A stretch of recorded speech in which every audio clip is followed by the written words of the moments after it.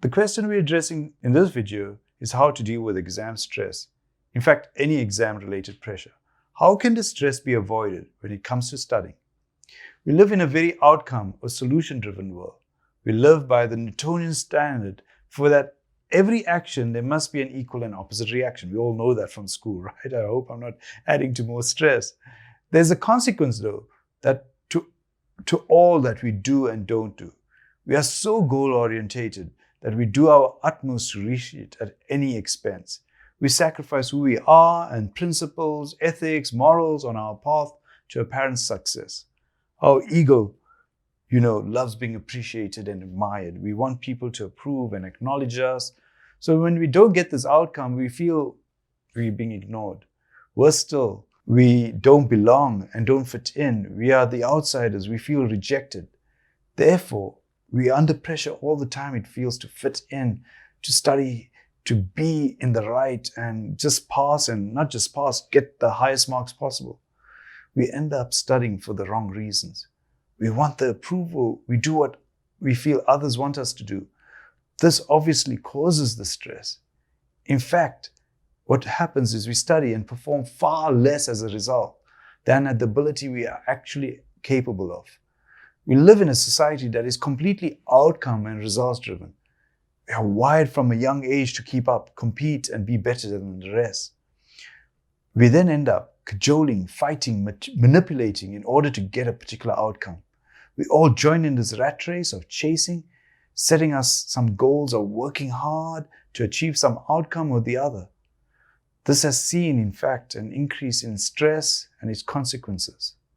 A guru, my guru, Mahant Swami Maharaj, has stated, in fact, he says, do your best and leave the rest.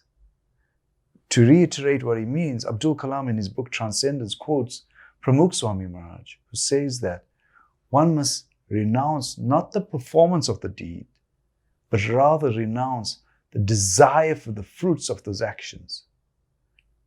Remember why you do what you do on a daily basis. Don't do it, in fact, for some acknowledgement, appreciation. Do it for your greatest purpose and to add meaning to your life. When you read and study, be curious, excited, energized by what you do.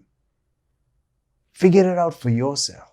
Yes, you will be also faced with studying, in fact, subjects where you will question, why are you studying? What is the purpose? You see absolutely no value. You will see no meaning, and you feel as it has no relationship to what you want to become or achieve in your life. Recognize, very importantly, that you have still a major part of your life ahead of you. You have no clue, in fact, when you're young, in fact, sometimes even, in fact, when you're older, where your life is taking you. We cannot fathom or will never understand what future we'll face and what tools we will need when we get there. So yes, study if you can what you want to, but don't dismiss what may be thrusted upon you as part of your studies, as you may not at that moment in time recognize the value of what you are doing. Never see exams as an end in itself.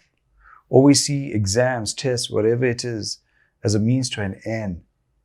Exams are the stepping stones to a world and life you want to create, and focus on that.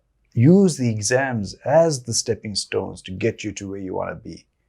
So the exams don't become the end all and be all of who you are. They are the stepping stones to who you want to be. If you practice that properly, that takes away the stress, as then there is no other person you are pleasing. Exams then become what you study and write only for yourself and for the greater universe. When you open a book, it's for achievement of your life meaning. Your entire life then is driven by and is for a greater purpose. So as much as we talk about those powerful philosophical ways of dealing with exams, here's some simple tasks. 1, focus on school. Use your time at school and university to learn and study. Make your books your life. Become your books. There's a famous Formula One driver world champion Michael Schumacher, and he describes when he would drive his car, he becomes one with his car. If you are studying, become for that time one with your books. 2, prepare in advance. Don't leave studying until the last days before exam. Now, I was very guilty of this. I found that my best studying was on the morning of the exam.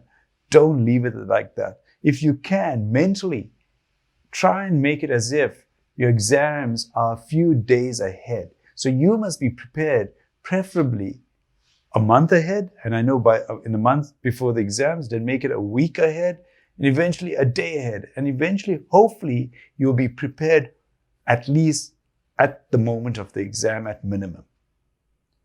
3, create a timetable that fits your studies and, very importantly, the other things you enjoy.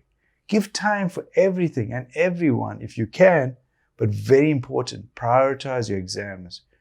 It's your only ticket to a better life. 4, if you're struggling with a subject, ask for help. It's very important that you understand the subject you are studying. If you do not understand, then you cannot do well. Get to the essence of what you are studying. If you persevere, you will get there. You are, and I've seen this, everyone has an innate intelligence and capability. You need to exploit it. But we all need help and tutoring possibly.